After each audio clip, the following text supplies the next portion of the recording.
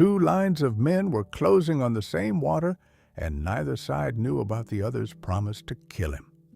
Nathaniel Sinclair felt the soldiers before he saw them. A column coming off the eastern ridge, too straight for a patrol. Dust rising thin and gray in the first light. The air still carried the night's cold, and under it, faint, the smell of horses ridden hard. Across the ford, the willows moved wrong. Not wind, men. Horses held too still to graze. Tehya stood beside him in the shallows of Oak Creek, cold water at her ankles. She did not run. She reached beneath her shawl instead and drew out a strip of woven cloth, red and black, the pattern uneven where her hands had shaken that first winter, steady by the last inch she'd worked. She lifted it over her head with both arms, slow. A woman already decided which war was hers to stop. "Wait," she said, to kin Sinclair could not yet see in the willows. "That is what it means. Wait." He did not know in that instant if she was raising a sign of peace or signing both their names to a warrant 2 armies stood ready to honor. Would you have had the courage to lift your own hand first, not knowing which one it was? To understand how a ranger came to stand in that water, go back 6 weeks, to a fort that had no reason yet to hate him. Fort Chadbourne sat low and pale on the Coke County flat, an old relay station gone to Army use, its walls still holding the day's heat long after the sun quit them. The order nailed inside its gate had not changed in 11 months. The band camped west along the Colorado was hostile on sight. No contact, no parley. Major Vane had signed it after a bad winter of raids that band never rode, and nobody had asked him to unsign it since. The ink had long since dried on a war that band never fought. Sinclair rode patrol under that order 5 days a week. He slept married to the woman it was written against. Nobody at Chadbourne knew the second part. The badge on his coat said Ranger, decorated, the kind of man Vane pointed to when the territory needed proof the law still worked. It did not say that 8 months back, in a stand of cottonwoods no wider than a church aisle, he had put a ring cut from a Mexican peso on Tehya's hand while her mother stood watch. It did not say he still woke some nights reaching for his rifle before he remembered whose hand rested on his chest. He kept the marriage like a wound he could not afford to have looked at. Carefully, alone. Not even the fort surgeon got that close. An older wound sat under that one. It belonged to a foggy morning 3 years gone, a skirmish nobody planned, a shot fired somewhere behind him that dropped a man he never saw fall. Tehya's father. Sinclair commanded that patrol. Command was enough. He had carried the death as his own ever since, a debt that collects interest whether a man signs for it or not. He did not know the hand on the trigger had never been his own. One man rode under him that day and never once said so. That man rode with him still. Lieutenant Corwin Reeves watched a room instead of joining it, always a half step back from the talk, close enough to hear everything and answer for nothing. Sinclair had never once wondered why. He told himself the marriage cost him nothing anyone could take. He rode out to the ford after dark and told himself so again every time, the horse's breath fogging in the cold. He believed it that night too, 6 weeks before the 2 lines of men would meet at Oak Creek. Saddle cinched quiet in the stable dark. Horse walked past the sentry line on foot so the hooves would not carry. Tehya waited at the flat rock below the ford, where the water ran shallow enough to cross without sound. She had brought the sash again, working a new inch into it by moonlight, her fingers finding the pattern without needing to see it. "Your hands are cold," Sinclair said, and took them both in his before she could answer. That was its own kind of answer. She let him. Neither moved for a moment. The creek kept talking under them, the only voice at that ford that never had to be careful. 6 weeks, she said. 2 Rivers asks when he will meet the man who married his sister without asking him. When it's safe to ask. You keep saying that word like it is a season coming. She did not pull her hands back. Some winters do not end, Nathaniel.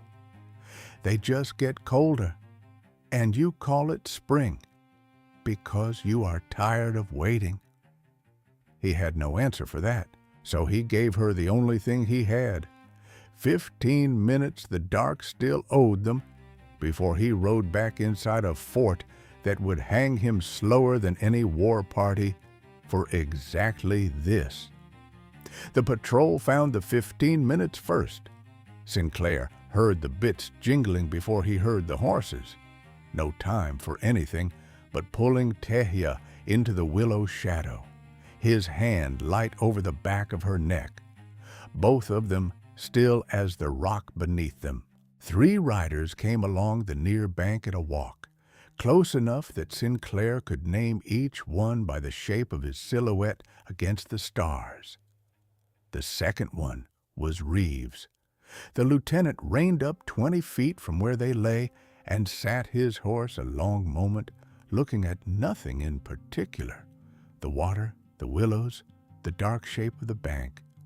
A night bird called somewhere upstream and went quiet. Then he saw it.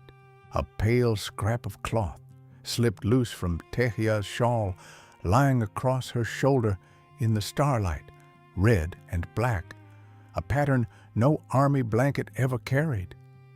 Sinclair felt his own pulse in his teeth. Reeves looked at the sash exactly as long as it took to know what he was looking at.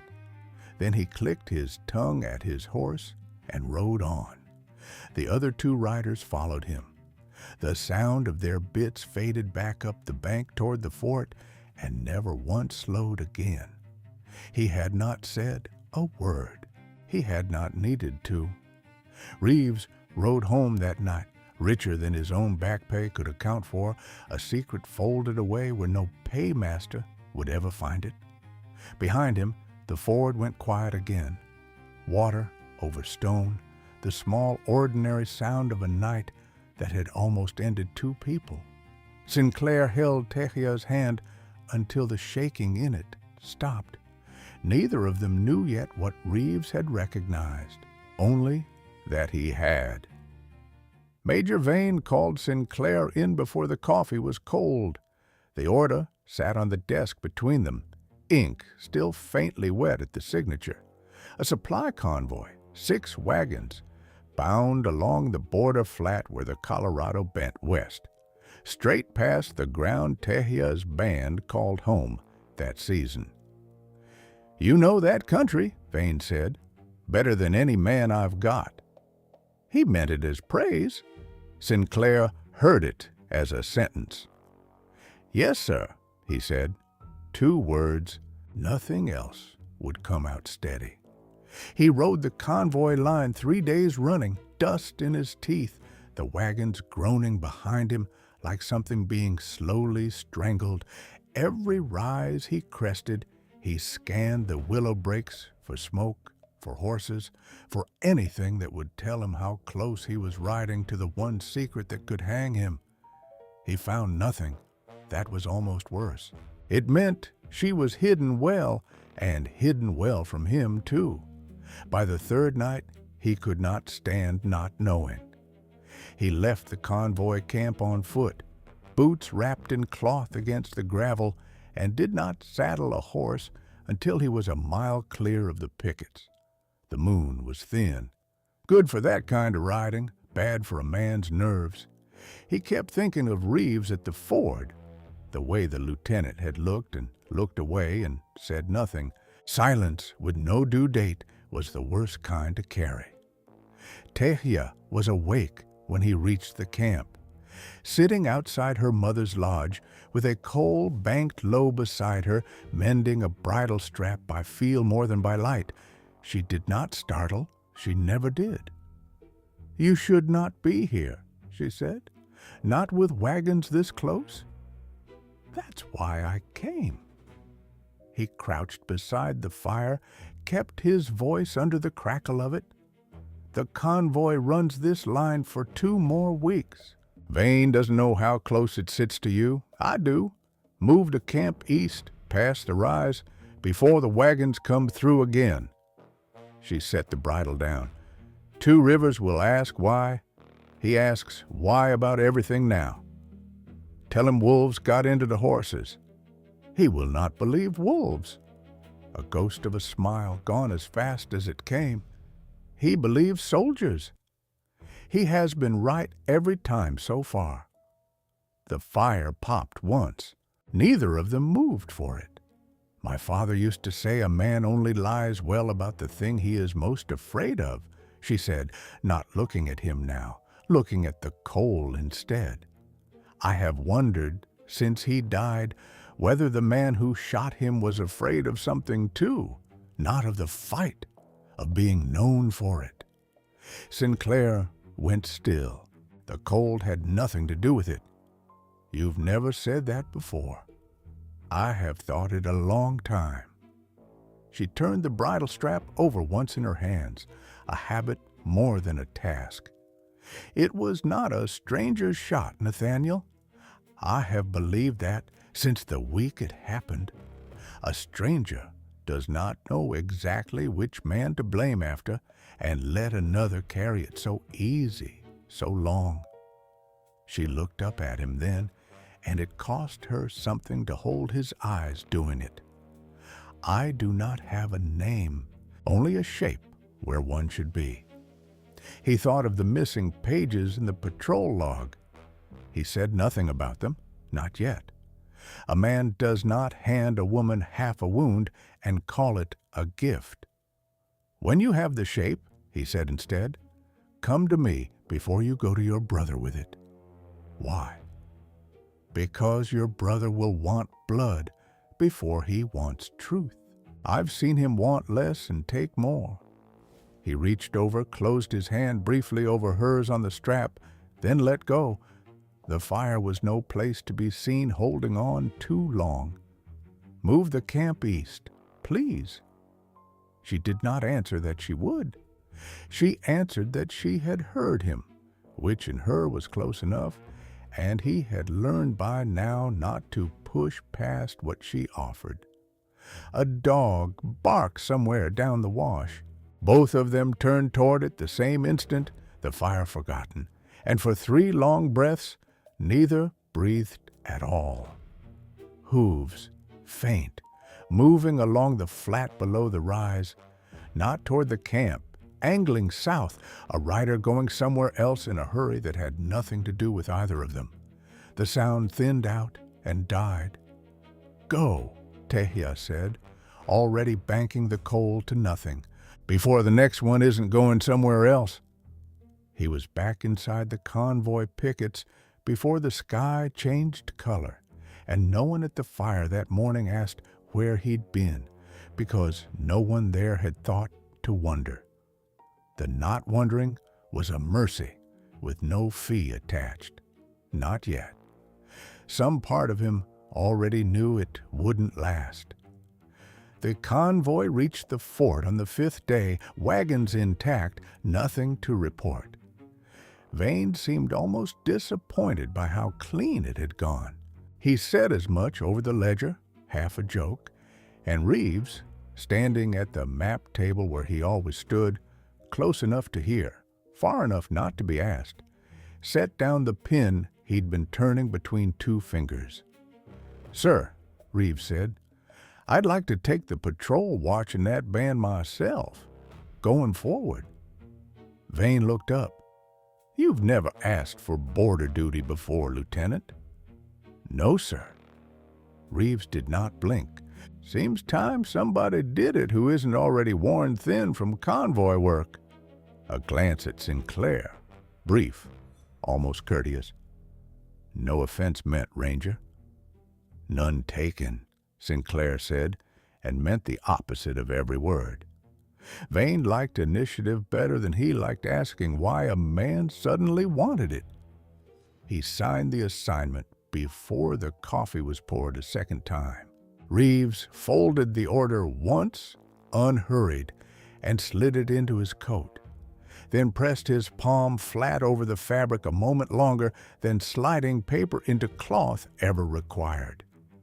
Sinclair watched him do it and understood, cold settling somewhere the morning air couldn't reach, that the one man who knew about the sash now meant to be standing every week from now on in the exact stretch of country where it lived. The days settled into something like peace. Peace on that border was always borrowed, and payment came later.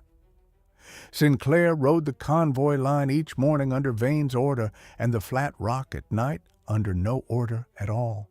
Between the two, he started carrying small things with no proper name.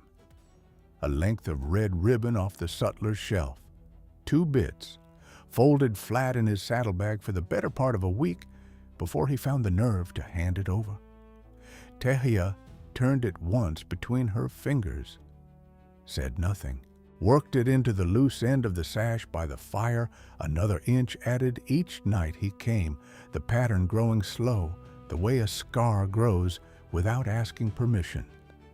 She did not thank him for the ribbon. She thanked him the way she always did, by teaching him something back. "Tsapiku," she said, and closed his hand around a coil of rawhide. "Say it." He said it wrong. Her mother, 3 fires over, laughed without looking up from her mending. Again. He said it wrong on purpose the second time, just to hear the laugh twice. That was the shape their nights had taken. Small trades, nothing that would fit on a page, nothing a court could weigh against a marriage license neither of them had. 2 Rivers still had not been asked to meet him. Sinclair still had not found a night safe enough to offer. Tehya no longer brought it up, and that silence worried him more than her asking would have. The heat had come in hard that week, the kind that sat on the fort like a second roof, and every man at Chadbourne moved a half-step slower for it. Sinclair told himself the sweat on his collar was only the weather. He had told himself worse lies with less at stake. 3 days after the convoy came home clean, he went looking for a ledger nobody had asked him to find. The records room smelled of dust and tallow and the particular mildew of paper that had outlived the men who wrote it. He told the corporal on duty he was checking convoy dates against old patrol logs. True enough, as far as it went. Then pulled the year he actually wanted from 3 shelves down, where nobody would think twice about a ranger doing paperwork nobody had ordered. The confrontation that killed Tehya's father had a date. He had never once let himself forget it. He found the month, found the week, ran his thumb down the spine of the log the way he'd run it down 100 others, habit more than hope. The pages were gone, not torn carelessly, cut close to the binding, clean enough that a man flipping fast would never catch the gap.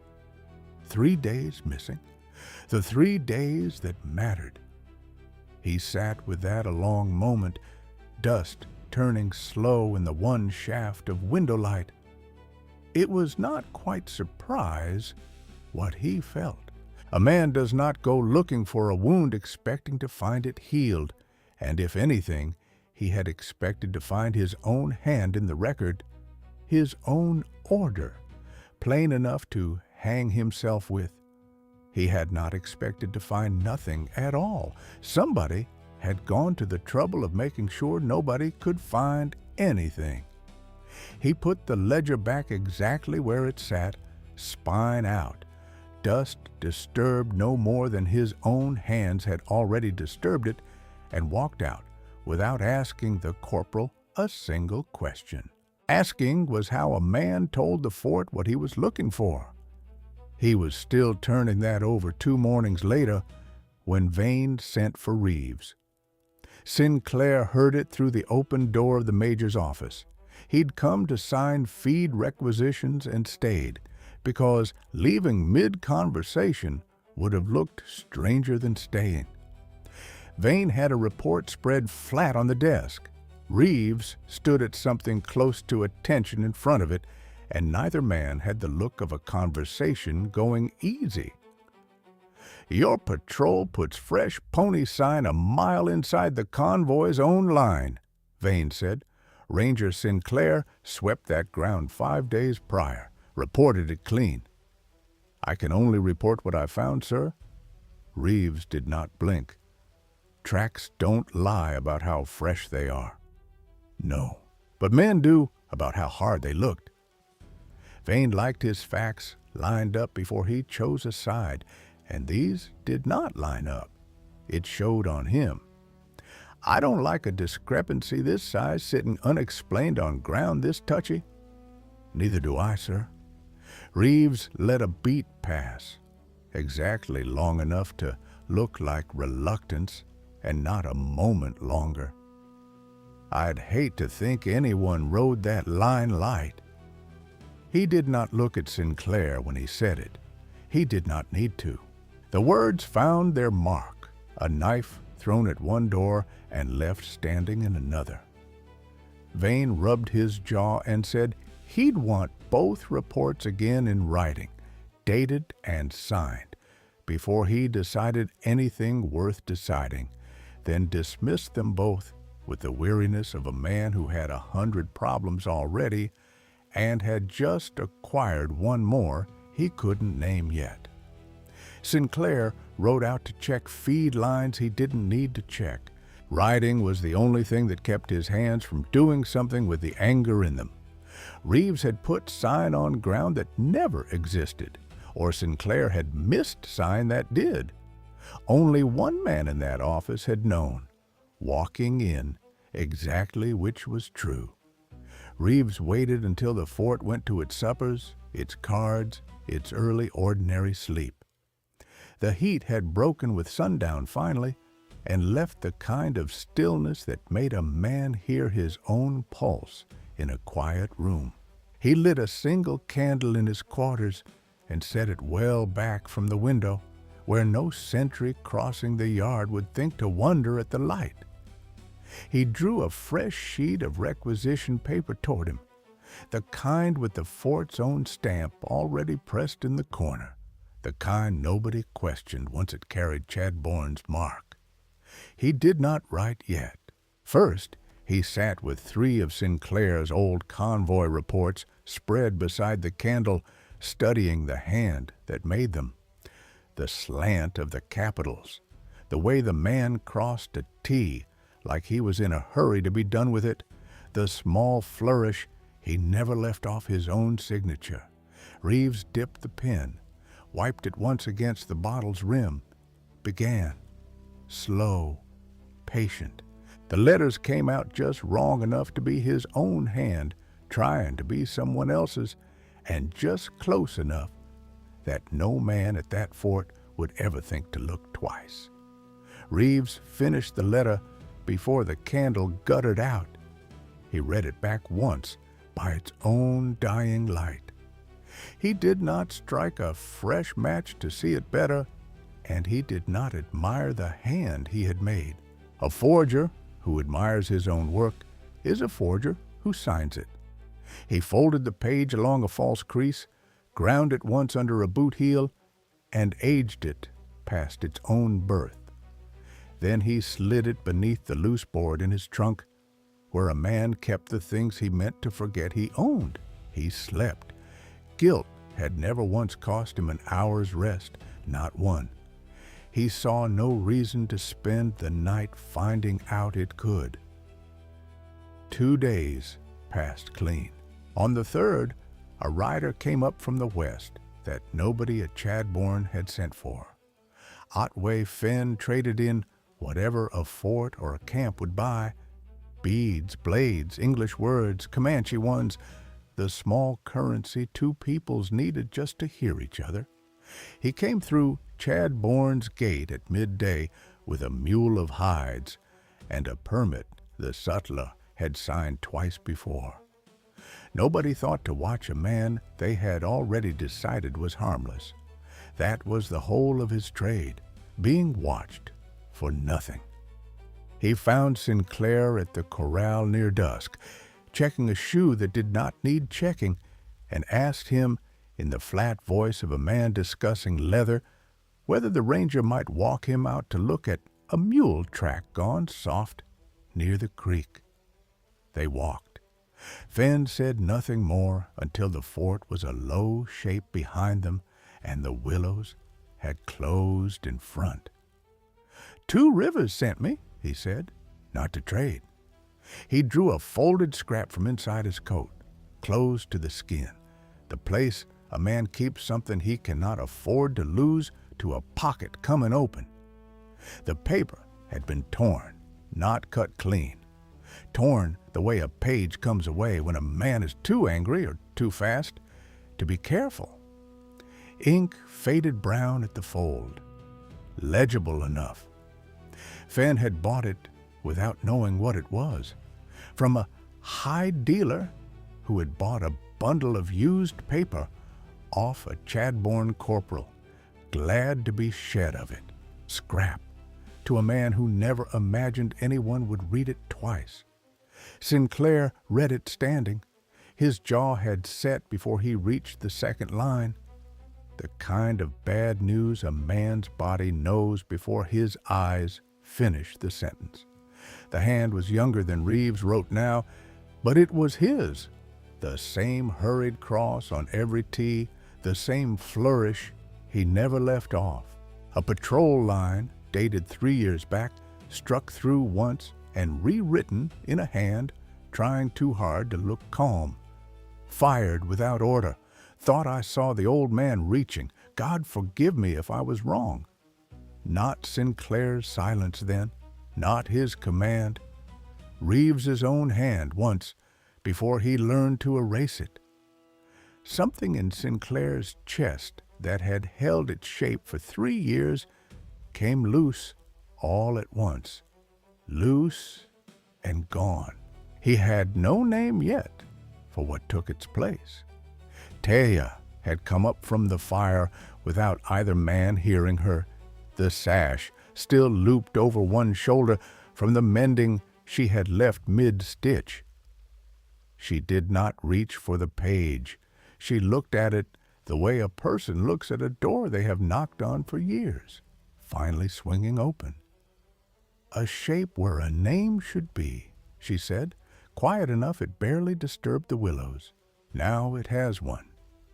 Fenn watched her a moment before he spoke again, something in his face saying the page was not the reason he had risked the ride. "There is worse. It travels faster than truth ever does." A breath. "Word has already reached your brother's camp, not from me. A rider has come twice this month claiming to speak for the ranger, saying you are held here against leaving, saying a price will free you, paid to the man holding you." He looked at Sinclair now, not unkindly, but without softening it either. "2 Rivers has not called the council. He will not wait much longer to." Sinclair felt the ground shift under a second lie, one he had not written, could not yet put a face to. 2 forgeries, aimed at 2 different fires, only one man patient enough to have lit them both. Reeves, not a question. "I carry names to no one," Fenn said, and did not look away when he said it. "Only what I was given to carry." It told Sinclair everything by refusing to tell him anything at all. They agreed he would leave before sunup, before the morning muster gave any man reason to count who rode where. Tehya pressed the torn page flat inside the fold of her sash and smoothed the weave twice over it before she let her hand fall away. Finn turned his mule toward the dark water without another word spent on goodbye. He did not reach the crossing. Two riders came out of the cottonwoods where the trail narrowed, unhurried, sure of their ground. Finn knew the corporal's voice before he ever saw his face. Fort business. Not quite a question. A hand closed on the mule's lead rope before Finn could answer either way. Major wants every man off this trail after dark accounted for. You'll account for yourself inside the gate. Finn did not run. Running was a confession a peddler could not afford. He let them turn the mule back toward Chadbourne, the two riders flanking him the rest of the way, one on each side. The way men ride beside someone they have already stopped trusting to arrive on his own. The torn page's twin was safe by then, not on him. Folded deep in another hand, entirely. He told himself the truth would still be true come morning. That was the one thing, that night, he had gotten wrong. Chadbourne kept Otway Finn in the log shed behind the stables, the one built for deserters and drunk men sleeping off their shame. Nobody called it a jail. A door that only locked from the outside was jail enough. Sinclair rode past it twice that first day. Slow, both times. He did not stop either time. A ranger showing interest in a peddler's arrest was a question nobody at Chadbourne had thought to ask yet, and he meant to keep it that way a while longer. He did not reach the flat rock that night or the one after. Duty held him the first time, honestly enough. Fear held him the second, and he knew it for what it was. He had no answer yet worth riding 6 miles to give her, and a man does not bring a woman half a hope and call it good news. Tehya's mother had warned her once, the winter before the wedding, working a hide by firelight with the patience of a woman who has already lost more than she plans to say out loud. Marry inside the circle, she'd said. A man from the fort will love you exactly until loving you costs him something. Tehya had not argued. She had simply gone on choosing him anyway. She thought of it again now, working the torn page flat between her palms before folding it back into the sash, smoothing each crease the way her mother smoothed a hide. Slow, checking for the tear that would ruin the whole piece if left alone. Her mother watched a long while and said nothing. "You were right," Tehya said finally. "Loving him has cost him something." "I was right that it would." Her mother did not look up from her own work. "I did not say it would be his fault when it did." She reached over, closed Tehya's hand around the folded sash. "Keep it warm. Truth goes brittle in the cold, same as paper does." At the fort, Sinclair found a reason to walk past the shed a third time. After dark, with a canteen, he told himself, was only for himself. The private on watch was young enough, his mustache hadn't decided what it wanted to be. He looked at the canteen, then at Sinclair, then made the kind of decision a young man makes once and remembers the rest of his life. 5 minutes, Ranger. I never saw you." Finn drank slow, eyes on the cup and not the door, rationing what he had no promise of getting twice. "She has it," he said low, before Sinclair could ask. "Safe. Not on me. Never was." That was all either of them could afford through a locked door. It was enough. Walking back across the yard, Sinclair thought of Captain Elias Whitfield, dead 9 years now, who once caught a boy of 19 stealing a horse and made every man in the company watch him not be hanged for it. Punishment proves a man had the power, Whitfield used to say. Mercy proves he had a reason. Sinclair had thought it soft talk at the time. He did not think that anymore. Walking past a locked door a young private had opened for 5 minutes out of nothing but reason. That was the night the plan changed shape in his head. Not hiding, not running. Walk the torn page into Vane's office in plain daylight in front of witnesses who could not later claim they hadn't seen it, and let the fort's own justice decide what silence had been worth these 3 years. It felt for the first time in 6 weeks like a door instead of a wall. One page would raise a question. It would not answer one alone. Reeves would call it a forgery before the ink finished drying on Vane's disbelief, and he would not be wrong to try.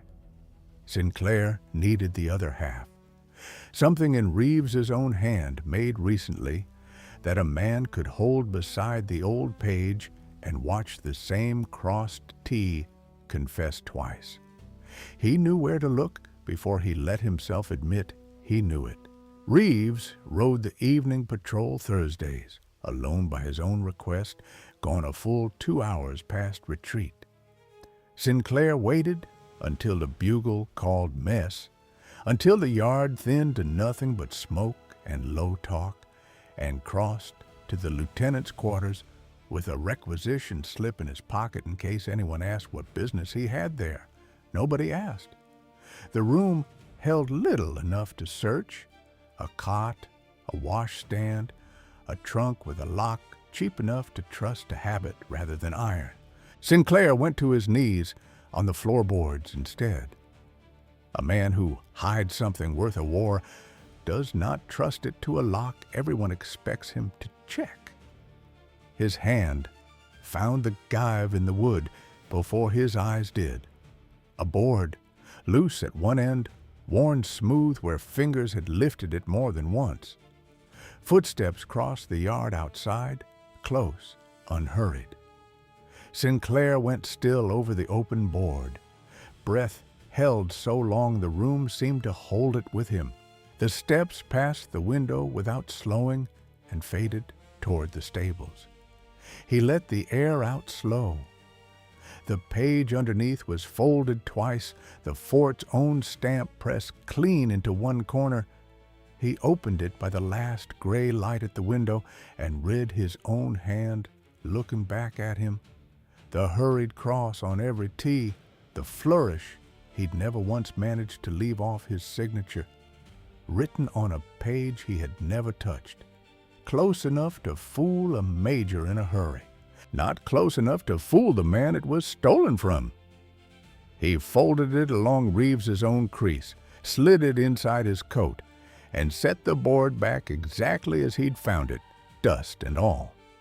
He was across the yard and into the dark before mess let out.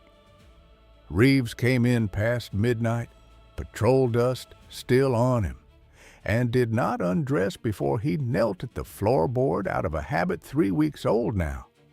The same small ritual every night: lift the board, touch the paper, know the ground under him was still solid.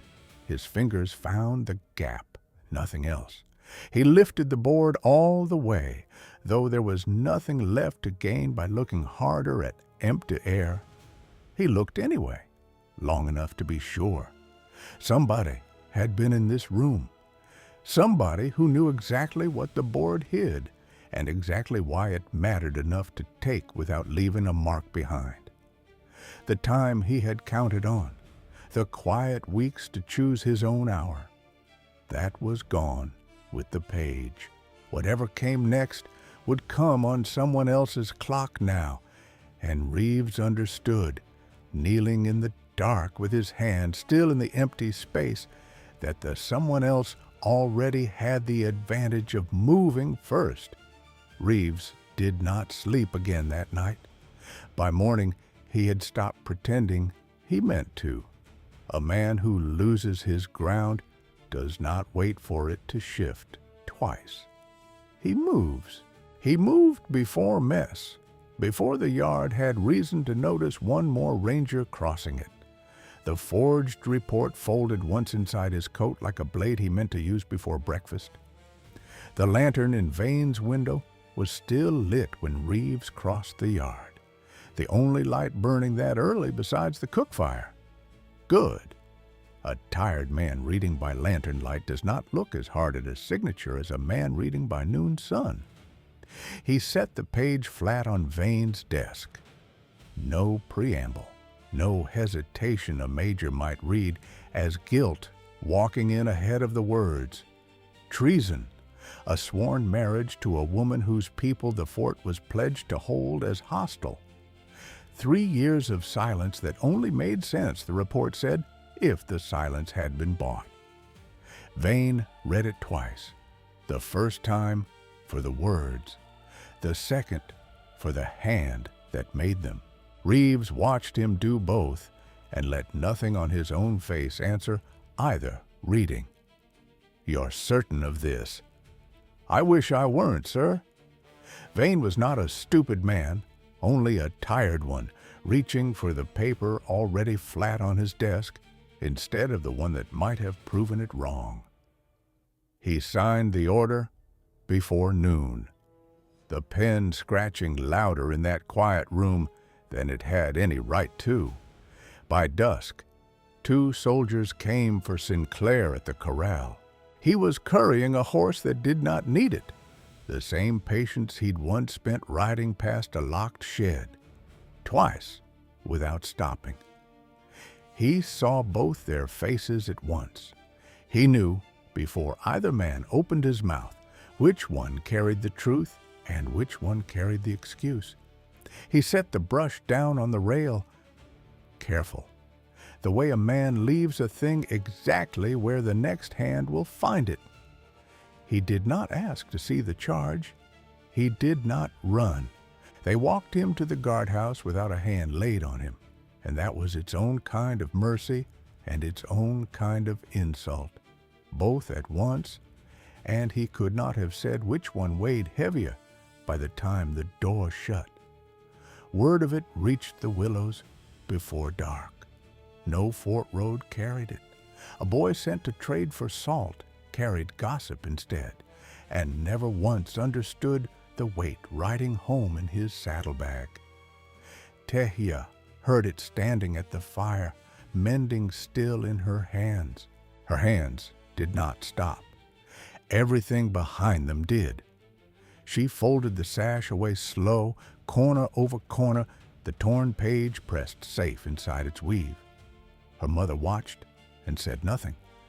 She had asked her daughter's question enough winters ago.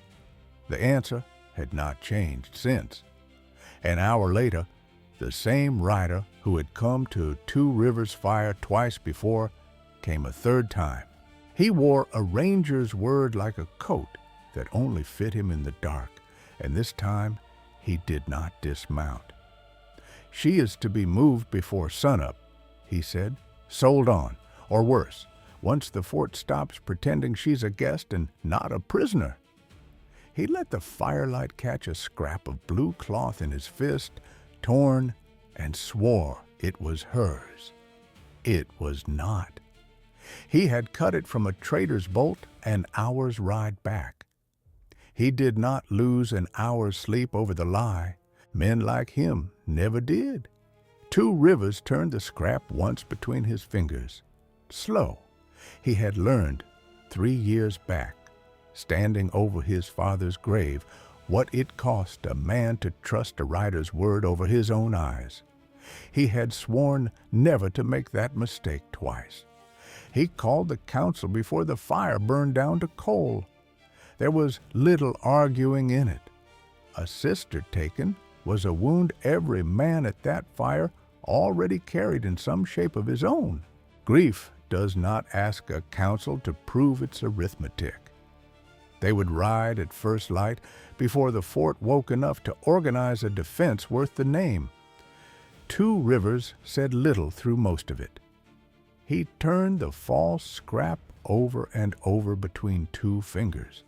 The way a man handles a coin he already suspects is counterfeit, and still cannot make himself set down.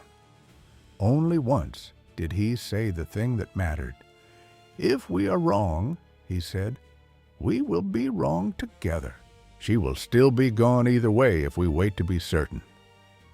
No man at that fire had an answer better than riding.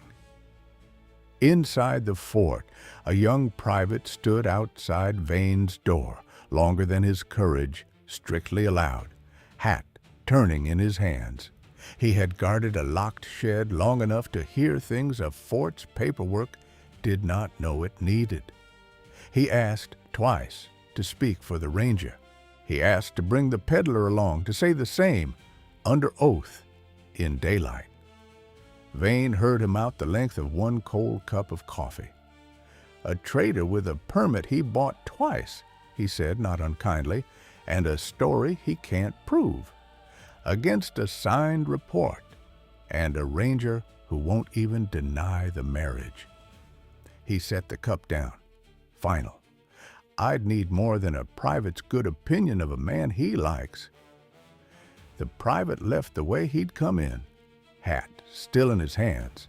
He had done the only thing left to a man with no rank worth the weight of his own conscience, and it had bought nothing at all. In the log shed behind the stables, Finn heard the boots first, then the second set. Then the particular silence of a man being marched somewhere he had not chosen. He knew Sinclair's stride even through a plank wall, knew it the way a locksmith knows a key by weight alone, without needing to see the teeth. He put his eye to the gap in the boards and watched the ranger pass under guard, unhurried, unresisting, and understood exactly what it meant that no one had bothered to ask him a single question first. He had known walking in that a peddler's word carried less weight than the dust under Chadbourne's boots. Knowing it again, watching Sinclair's back disappear toward the guardhouse, cost him something new to know twice. He sat back against the log wall and did the only thing left to him. He waited, and he counted the hours by the changing of the watch outside, and he prayed to no god in particular that the sash had reached hands steadier than his own. By full dark, Chadbourne had its orders and its prisoner. 6 miles west, a war party had its grief and its lie. Neither column knew yet that the other was already moving. 2 roads ran toward the same crossing that night. One carried men sworn to arrest a traitor who was never won. The other carried men sworn to save a woman who was never taken. Neither column knew the other existed yet, not the dust of it, not the sound. Both were riding without a man among them knowing it, for first light at the Oak Creek Ford. Gray went to gold along the eastern ridge, while the 2 columns held their distance. 10 held breaths, neither side willing to cross the last 100 yards first. Vane had ordered the prisoner brought along before dawn, saddled and bound, on the theory that a war party riding to save a woman might listen faster with the woman's husband alive in plain sight. It was the first sound decision anyone at Chadbourne had made in 3 days. He made it without explaining why. Tehya kept the sash raised. Her arms had begun to shake with it, not fear, just the plain cost of holding anything above your head long enough for 2 armies to decide what it meant. Sinclair sat his horse between 2 troopers, wrists bound in front of him, close enough to the water to hear it and not close enough to reach it. He watched the willows on the far bank for any sign the sash had failed, and found none yet. Not yet was the only mercy that morning had offered so far.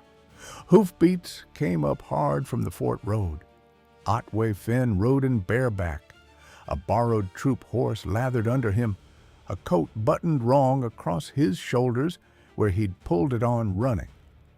He did not slow at the tree line.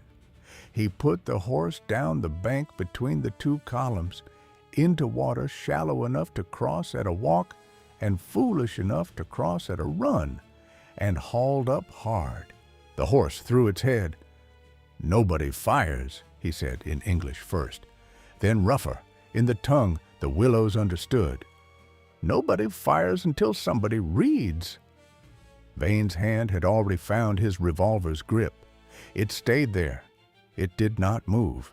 A man who has spent 30 years reading rooms does not shoot the one voice in it that just told him to wait. "You're the peddler under arrest at my fort," Vane said. "I was." Fenn's chest still worked hard from the ride. "A private with better sense than his rank let me out the back of it an hour ago. Ask him yourself when this is finished, if we're all still here to ask." Two Rivers came forward alone from the willow line, rifle held loose across his saddle, not raised, not lowered. His eyes went first to his sister, standing whole in the water. Second, only second, to the soldiers behind her. "She lives," he said. Not a question. A man hearing his own eyes confirmed out loud. "She was never taken," Fenn said. "The message that told your fire otherwise was written by a man riding in that column behind the major, in a hand he's had 3 years practice making look like somebody else's." Reeves's hand moved toward the fold of his coat. He caught it, stopped. Stopping it too late was its own confession. No forged page could have said it plainer. "Major." Sinclair's voice, low from between his two guards. "There's a page in my coat, left side. I didn't fight for it, taking it off your lieutenant's floor 3 nights back. I won't fight for it now. Have somebody read it before anyone decides who to be afraid of this morning." Vane's jaw worked once. He nodded to the trooper at Sinclair's left, who reached in and drew out a folded sheet, Chadbourne's own stamp pressed clean in the corner. The ink on it was younger than the treason report already riding in the major's saddlebag. He read the two side by side. Morning light did the job better than Reeves's candle ever had. Same hurried cross on every T, same flourish, never once left off a signature that wasn't his to sign. Tehya waded the last steps out of the creek while the major read, the sash still raised in one hand. With the other, she worked a torn corner free, folded against her heart 3 days now. She held it out, not to Vane, to her brother. "A hand 3 years younger," she said. "The same hand.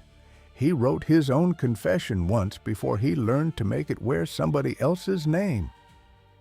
Two Rivers took the page and read it slower than a man who read easily. When he came to fired without order, thought I saw the old man reaching, God forgive me if I was wrong, something in his shoulders came down. 3 years unspoken, set down at last, somewhere solid enough to hold it. He did not look at Sinclair. He looked past him at Reeves, a long moment that asked nothing and forgave nothing either. "Loa," he said to the men behind him in his own tongue, and did not raise his voice to say it. Boughs came down along the willow line like a held breath let go. Behind Vane, no order had been given, but no trooper's hand had found a trigger in some time either. The whole morning seemed to exhale at once, both banks together. Only the creek stayed in any hurry. Reeves made his reach then, too late to matter, too fast to stop, less a plan than 3 years of silence, finishing the only sentence it knew. The young private who had ridden the whole way beside Finn without once being asked to, laid a hand flat over Reeves's wrist before the holster cleared leather.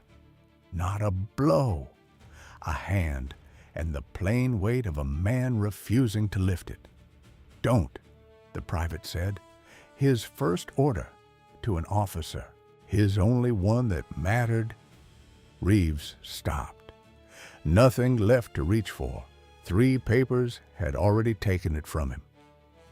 Vane took the pistol himself and passed it on without comment, his eyes already moving to the next order before the weapon left his hand. "Lieutenant Reeves, you'll ride back under guard. We'll settle the rest of it somewhere that isn't a creek bed with 2 armies for an audience." It was as close to fury as the major allowed himself in front of witnesses, none of it showing, all of it underneath. He turned to Sinclair last. A trooper cut the rope at his wrists without being told twice. "The order standing against this band," Vane said, loud enough for both banks to carry home whichever way they rode, "is suspended as of this morning. Pending a review, I expect we'll find exactly what this page already told me." He held Sinclair's eyes a moment longer. "As for the marriage, Army regulation says nothing about a ranger's private conscience. I don't intend to go looking for the page that would." It was not a blessing. Sinclair had not asked for one. It was enough. The sun cleared the ridge, while the 2 columns turned, unhurried now, back toward the lives that had nearly ended that morning without meaning to. Tehya waded back to where Sinclair stood, the sash still in her hand, and did not put it away. She lifted it once more, not a warning this time, only to let the new light find the pattern in it, red and black. The last inch finished sometime in a week, neither of them could now name. A promise made in secret is still a promise, she had told him once, long before this morning, and it costs exactly the same as one made in daylight. It had cost them both nearly everything. It came due anyway, in the one coin that ever mattered, and was paid in full. The creek went on, making the only sound at that ford that had never once needed to be careful. The sash caught the sunrise clean, red and black and finished, held up now for no mercy but its own. How many promises does a person carry quiet, waiting for a morning safe enough to say them out loud? If this one found you still holding a promise of your own, it might be time.